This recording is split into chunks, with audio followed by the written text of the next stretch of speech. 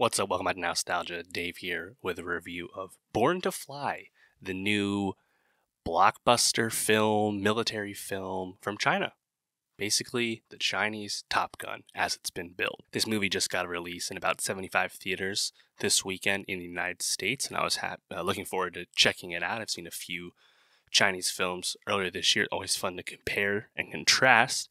And this one, has been billed as the Chinese Top Gun. Was supposed to release at the end of last September last year, and for reasons that are not officially known, that movie was pulled from release. Some people think due to spicing up the effects. Obviously, in the wake of Top Gun Maverick's massive success last year, I think there was a lot of pressure on Born to Fly in the Chinese film world to be up to snuff, at least as much as it could be. And it kind of sneakily came out at the end of April here. People weren't sure if this was even going to come out at all when it got pulled at the end of last fall. So, in a sense, it's great that it's still out. People can see it. It's just getting released in China now, so it's more or less a day-and-date release with the United States, which is kind of rare. But yeah, I think overall I enjoyed the film. I think it does an effective job, I think, of portraying the core conflict, which is what this movie is about, which is kind of like the Chinese push to modernize and compete and catch up in like the world sphere. In this case, which would be the development of advanced stealth fighter jets. Funny enough, this movie refers to the fourth gen fighters as what like our characters are developing, but what they actually were developing was the fifth gen fighter in the film. They used the wrong terminology in the movie. Funny enough, this is about the J-20, which is like the equivalent of like the F-35 or whatever the U.S. has. So calling it the Chinese Top Gun makes a lot of sense because it's very similar. In this case, it's about test pilots who are testing out the designs on these Chinese fighters before they can be given out to the front line rest of the military. So it's kind of a bit of like the right stuff kind of vibe in terms of like racing against not even racing against the clock, but just like, can we pull this off? Can we achieve this greatness? Similar to Top Gun Maverick, the enemy of our leads here is unnamed. It's an unknown enemy nation. There's really no context given. Like how they did it in Maverick, I enjoy this decision.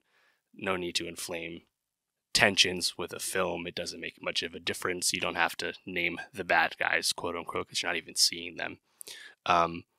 So I think, what's interesting about this one too is the lead is Wang Yibo, who is a Chinese idol turned actor. I just saw him in The Hidden Blade, and I didn't think he was that great in Hidden Blade. He was pretty wooden, in my opinion. I think he's a lot better in this movie as our lead here, who's a kind of like the lead pilot. They go off to this kind of not like special school basically for all the best test pilots to begin testing this stuff.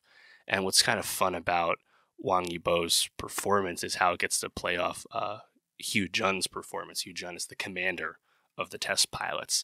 They have actually pretty good chemistry, and Hugh Jun has like a really great presence in the film, which I really enjoyed.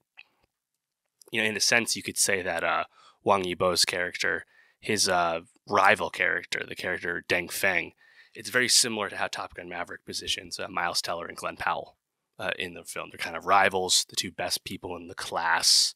They both wanted to be the best and, in this case, do the most advanced tests and achieve the most. And it's kind of fun to put them against each other. I think the one glaring omission that Born to Fly has in comparison to Top Gun Maverick would, of course, be there's no Tom Cruise in this movie. There's no Maverick, As much as I think Hugh Jun is great, it's kind of playing the Maverick role as a commander of these young recruits, this new generation of pilots. He's not actually like the lead of the movie, and he doesn't have the I think audience relationship for decades and decades the way people have with Tom Cruise when they watch Top Gun. So it's not like a clear comparison, but like you are kind of lacking in that. I think overall the movie has like a pretty fun momentum when it comes to like doing the test stuff, the training montages.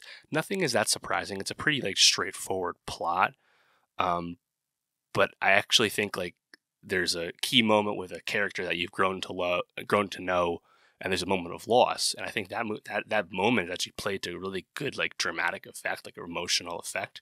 And I was pretty surprised about that because on the other side of things, like there's some like home life stuff, whether it's like potential romantic subplot, the family back home, all that stuff I think is quite thin and underdeveloped and perhaps didn't even need to be in Born to Fly. The best stuff about it's definitely everything directly going on with like these pilots doing the tests and trying to, achieve the greatness they seek. Obviously, this is a movie about the Chinese military, but I didn't find it as like overly jingoistic or nationalistic or propagandistic. To me, it's just like Top Gun Maverick in the sense that it's pro the military in question, the military being displayed, but it's not like overly like aggressive. It's not the Chinese like wolf warrior vibe that we've gotten in past Chinese films, action films, military films. It's not really about that. It's not like the rah rah rah patriotism. It's not really that. It's obviously pro what it's about, and I think that there's like an ending like dogfight scene that I think is like kind of on the nose, but like that's how a lot of these Chinese blockbusters are. They can be a bit on the nose about things, but I didn't find it super offensive personally. And even if it was, like who cares? It's fine. Like you want to make it offensive, by all means, go for it. Like it's all cool. It's all good. Yeah. So I think like overall, it's a pretty solid film. I enjoyed it. Like, yeah, if you like Top Gun, you like that kind of stuff with like a team of recruits trying to do a mission and achieve against great odds. In this case, it's like the great odds are like science and experience. Like, can we pull off the development of this plane without all of us killing ourselves and doing all these tests? Like that's kind of like the actual conflict. So in a sense, it's like inherently like lower stakes because it's like you're intentionally making it about life or death with your own decisions. It doesn't necessarily have to be, but like that's what this is about in terms of like sacrificing for the greater good. But like I don't know, like it's kind of a basic premise that there's an inherent appeal to it, So I thought it was pretty fun. Also the effects, this is a movie that was not filmed up in the sky the way Joseph Kosinski made Top Gun Maverick. It's not like practical plane effects up there. Although the CGI I thought was pretty solid, pretty credible. Like I enjoyed the flying scenes when we were up in like, up high, even if it was CGI. Like it looked pretty good. I'd be very curious to know what it looked like last year when the effects apparently were not nearly as good. So they probably did made a great call in doing that delay. So that's nice. But yeah, Born to Fly. I'm curious how well this does in China. The box office I think was starting a bit slower than some other recent stuff. It's not coming out during a holiday period. But yeah, obviously this will be a very small release in the United States to be expected. But yeah, I think I don't know, making movies about fighter pilots, we don't get them that often. This one was pretty fun. But let me know, have you seen Born to Fly? What did you think about it? Check out some of my other Chinese movie reviews I've done recently: Wandering Earth 2, Hidden Blade, Full River Red.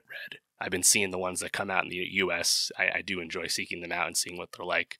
And for more movie reviews, subscribe, and I'll see you next time.